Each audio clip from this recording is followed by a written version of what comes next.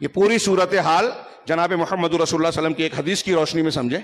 صحیح مسلم میں کئی صحابہ کرام سے امام مسلم نے نقل کیا، اللہ کے نبی صلی اللہ علیہ وسلم کا فرمان ہے، ان الاسلام بدأ غریبا وسیعود کما بدأ غریبا، کہ اسلام غریب غربت کی حالت میں، غربت کا ایک ترجمہ مسافرت کرتے ہیں، ایک اجنبیت کرتے ہیں. غریب ایک آدمی کسی باہر سے آیا، آپ میں یہاں شہر میں کوئی نہیں پہچانتا، اجنبی ہے تو اس کو غریب کہتے ہیں.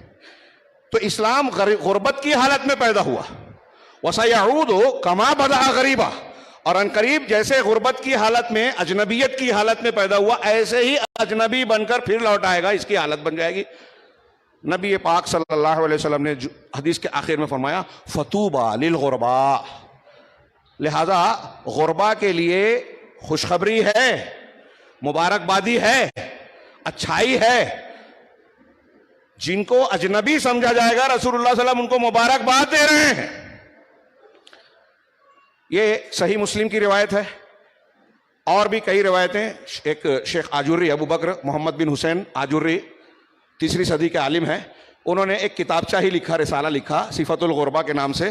اس میں اس کے متعدد طرق نقل کیے، جس میں صحیح کے ساتھ حسن بھی ہیں، ضعیف بھی ہیں. ہاں، اور ان ضعیف میں اور بھی جملے ہیں، جیسے ایک حضرت عبداللہ ابن مبارک رحمہ اللہ نے ایک روایت اپنی کتاب الزہد میں نقل کی، اور وہ امام آجوری نے بھی نقل کی. اس میں اضافہ ہے کہ آپ سے پوچھا گیا کہ یہ غربا کون ہے، اللہ کے رسول یہ غربا کون ہے؟ تو کہا کہ اناس صالحون قلیلون، کہ کچھ تھوڑے نیک لوگ، فی اناس سوء کثیرین، بہت زیادہ تعداد کے برے لوگوں کے بیچ میں، غلط لوگوں کے بیچ میں، جو ان کی باتوں کو مانے گا. من یعصیہم اکثر ممن یطیعہم، جو ان کی باتوں کو مانے گا، فرما برداری کرے گا، وہ زیادہ تعداد میں ہوگا. جو ان کی باتوں کی نافرمانی کرے گا وہ زیادہ ہوگا ان کے مقابلے میں جو ان کی بات مانے گا. اہل الحدیث کو دیکھ لیجئے، ہم کو شکوہ ہوتا ہے ہر جگہ کم ہے.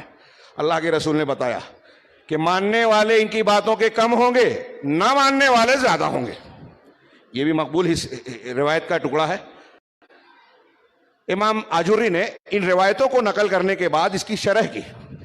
آخر میں کہتے ہیں کہ اگر یہ سوال کیا جائے، کوئی پوچھے آپ سے کہ اللہ کے نبی صلی اللہ علیہ وسلم کا یہ فرمان ان الاسلام قد بدأ غریبا، اسلام غریبی غربت کی حالت میں پیدا ہوا، کیا مطلب ہے اس کا؟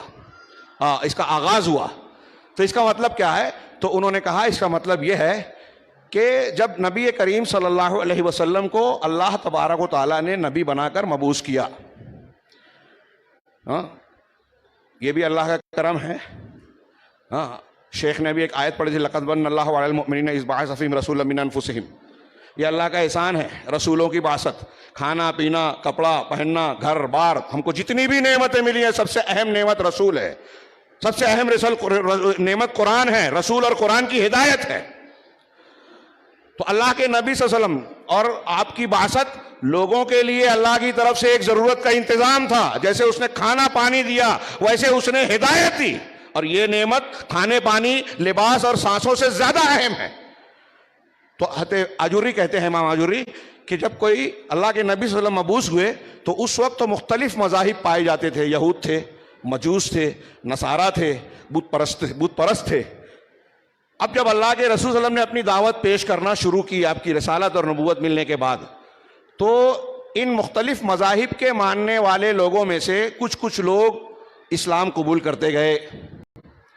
اب جو اللہ کے نبی صلی اللہ علیہ وسلم کی دعوت کو قبول کرتا وہ اپنے مذہب کے لوگوں میں، اپنے قبیلے خاندان میں اجنبی بن جاتا. ارے یہ تو بے دین ہو گیا، ہمارے دین سے ہٹ گیا، باپ دادا کے طریقے سے ہٹ گیا.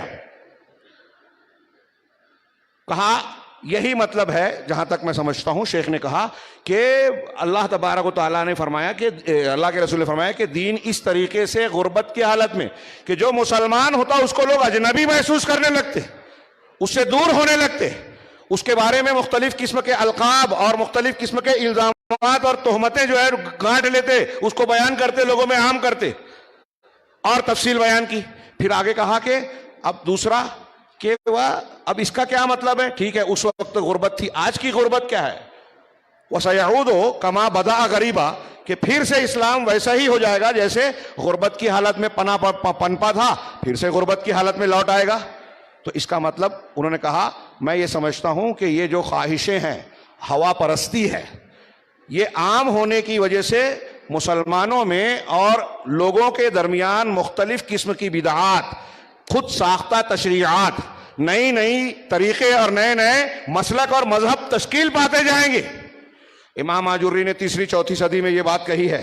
آج اس کو پھیلا کر آج کے ماحول میں دیکھیے کہ نئی نئی تنظیمیں، نئے نئے گروہ، نئی نئی جو ہے دانشوروں کی اور مفکرین کی طرف سے نئی نئی فکریں، جو مکاتب فکر اور طریقہ کار رائج ہو رہا ہے، دعوت کے طریقے، فلاں جماعت فلاں مولانا صاحب نے شروعات کی، اس میں فضائل بیان کیے جاتے ہیں، فلاں جماعت اسلام کو اقتدار میں اور قوت میں لانے کا طریقہ ہے، فلاں علامہ نے کیا، فلاں بزرگ اور مفکر نے کیا. یہ مختلف قسم کے افکار آج جو ہمارے درمیان پائے جاتے ہیں اور عالم اسلام کی ایک بہت بڑی تعداد ان سے متاثر ہے.